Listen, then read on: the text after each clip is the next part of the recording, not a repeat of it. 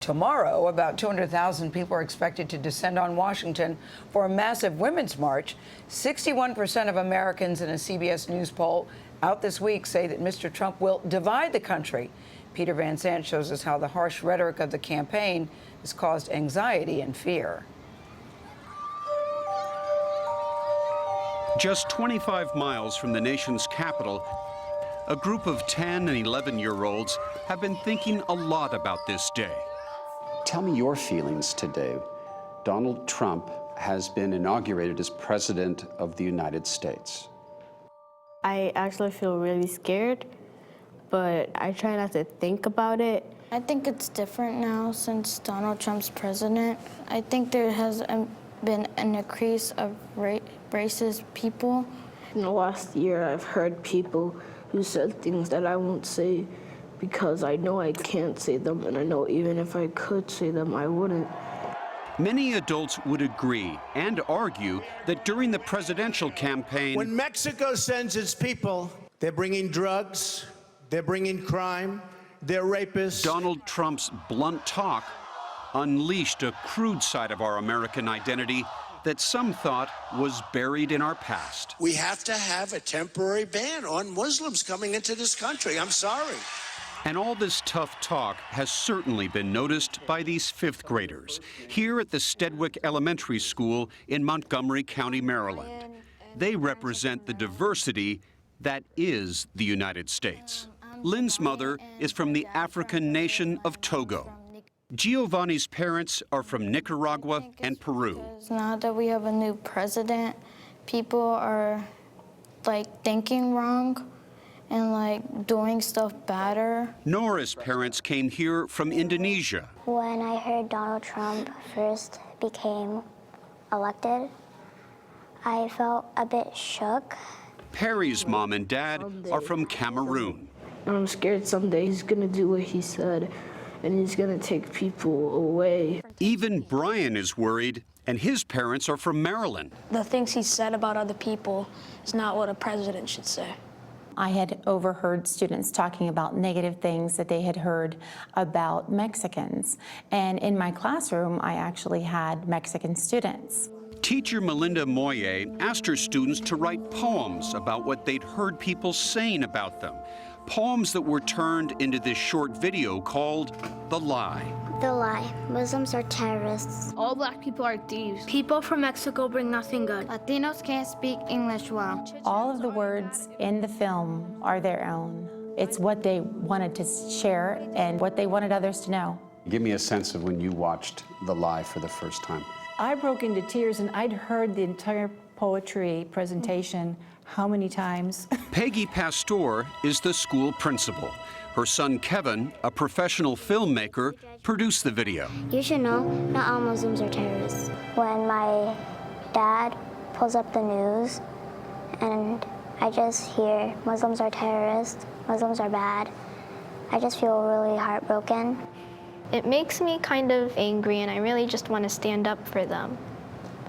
But it's really hard to, because I'm just a small person in a big world. The sad truth is that Montgomery County has seen an epidemic of hate incidents in the past year. We saw about a 32% increase from last year, and the increase occurred right after the election. County Police Chief Tom Manger. But for some folks, this notion of civility has just gone out the window, and these folks feel empowered now to say and do hateful things. Days after the election, at the predominantly immigrant Episcopal Church of Our Savior in nearby Silver Spring, this graffiti appeared. Robert Harvey is the rector. One little boy came up to me after this 10 o'clock service was over, and he looked right at that message that was written on the brick wall, Trump Nation, whites only. And he said, "Is this the way it's going to be now?"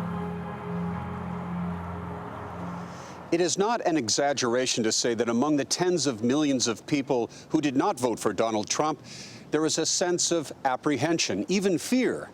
One of those stories is here in McKinney, Texas.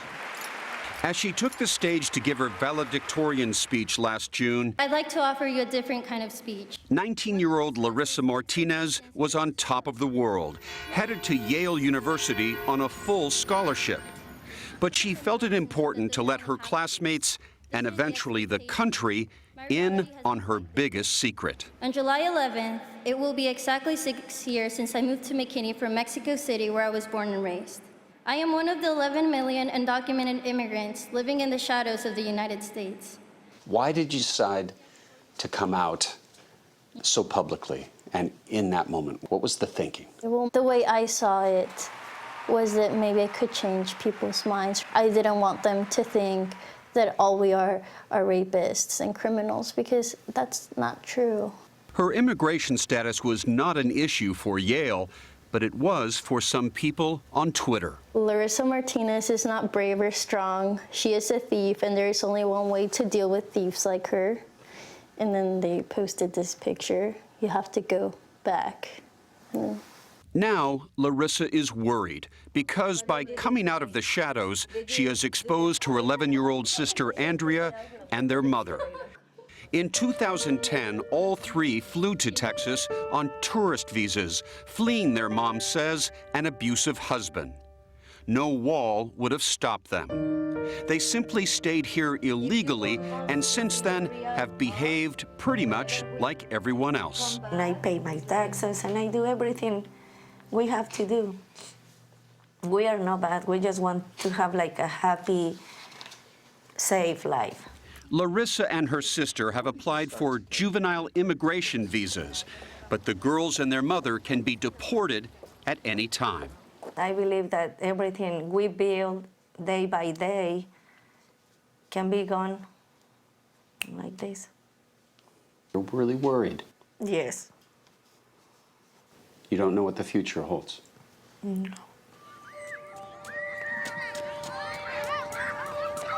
What kind of America do you hope to grow up in? I want to be in America where things like hating people for their race won't exist, and everybody's able to get along with each other. I just want it to be nice and quiet so everybody could have their own chance. I want to become an American. That dream hasn't died yet.